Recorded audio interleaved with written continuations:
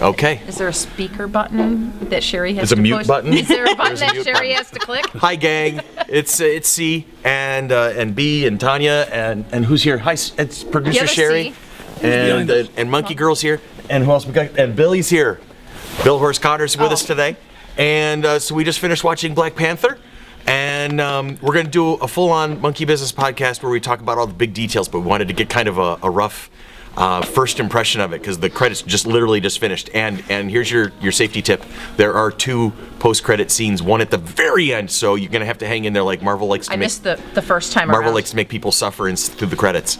So what did we think, guys? Thumbs up. It was definitely thumbs up. Enjoyed it Yeah. so much. It's a very new territory that Marvel went to and did very well in it. yeah. And new territory in what way, Bill? Well, it's new territory in the type, actually just in movies in general, especially dealing with an African country. You definitely. With a lot of it. Also, like I said, Afrofuturism, I think, is going to be, a stronger genre in subgenre in science fiction. I hope so. That's cool. See, and I like how we got it all technical. There's the political theme, but it wasn't overly political. Right. And which with what I understand about the comics, it had to be in order to follow the comics at all. So building bridges instead of building barriers. Absolutely. I like that line at the end.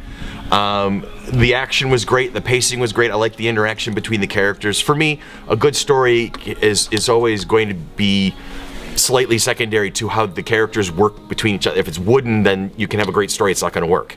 But I like the relationship between T'Challa and his sister. Yeah. Well, that was phenomenal. I want That was half of those toys. And the toys were great, and just how they reacted to each other, and you could see the conflict in various supporting characters as they were dealing with how things were transitioning through the movie.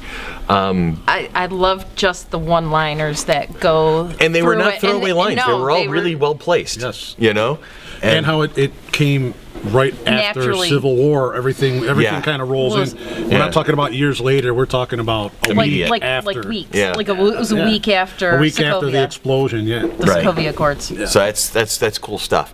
How about you, Cher? What do you think? Because you had some observations. You were like, there was a lot of giggling coming on from you. I really liked the amount of humor. But it wasn't overwhelming. It didn't make the movie seem silly. It wasn't Right. like our monkey business.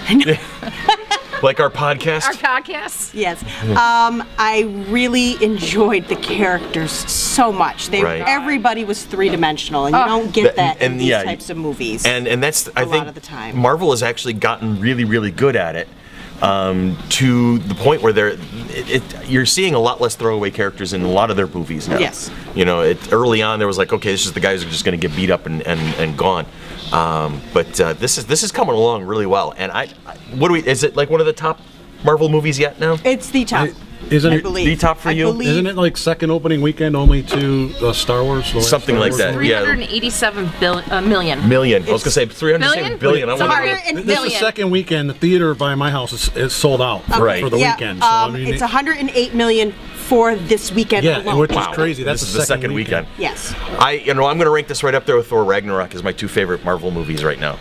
I really Yes, liked I know it him from work. because the action didn't overtake the drama, and the drama didn't overtake the action. Exactly. It was a nice It's really well blend balanced. Come on, it was of funny. both. Just when you're like, Avengers will this is always kind be of my this might first be love. dragging out a little bit too much. Yeah. The drama. All of a sudden, there's an action scene. There you and go. the action scenes weren't 10 minutes long where you're like, oh, okay, that's enough. Exactly. They really blended everything really well. well. And we're gonna do a podcast recording very soon, which will show up probably early March, mid-March, and we'll do our armchair quarterbacking in this movie.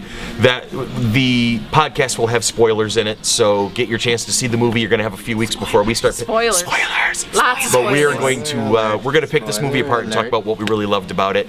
And a big shout out to local hero Winston Duke, who played M'Baku, the Gorilla King in this. Yeah, he has in this one. ties too. He went to graduate from Brighton High School. Brighton. Yes, he did. SUNY Buffalo, too.